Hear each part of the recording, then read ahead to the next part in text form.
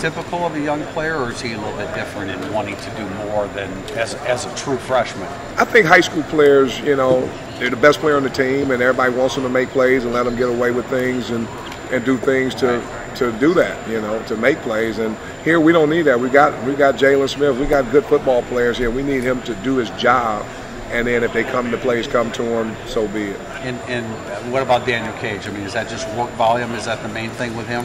Yeah, we're trying to get Daniel in a little bit better shape, and for him to understand the defense as well and get him some tips here and there to maybe help himself not get blocked and get washed in the pile and that sort of thing. But his work volume is definitely a concern, and we're trying to get him to that point so come Texas he's ready. Texas game.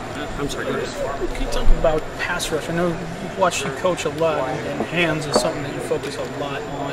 Can you talk about what you've seen so far out of your guys in that department? Well, I think they've really embraced what we're trying to get across, and they're a fun bunch of guys to coach. And we look at a lot of tape. We look at pro pass rushers. We look at good college pass rushers. We look at ourselves every day.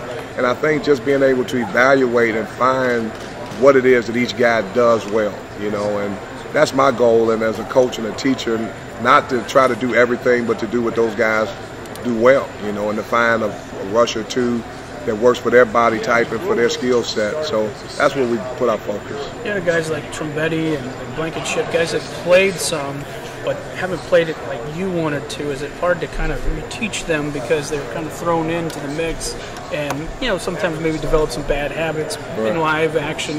Is it kind of hard to, I guess, retrain them as to doing things you want? I don't look at it as a retraining. I mean, that's just coaching. That's just teaching that, you're a continuous effort, a continuous progress that, each player, even, guys like Sheldon and Isaac and guys who've played a lot that have had success, you still have to continue to coach them and come up with new things and different techniques and counters and those sorts of things. So I don't look at it as being, something that's hard to retrain them, but just a continuous coaching and teaching. All of a sudden, Jerron Jones goes down. That's an opportunity for a lot of guys. Have you seen anybody that kind of stands up, says, I want to take that role?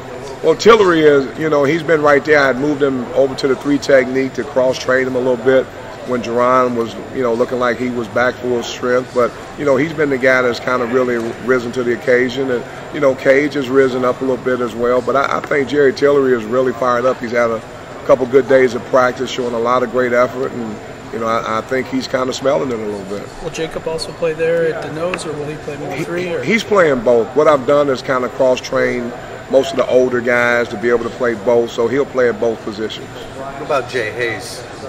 Besides Sheldon's departure, what gets Jay Hayes over the hump?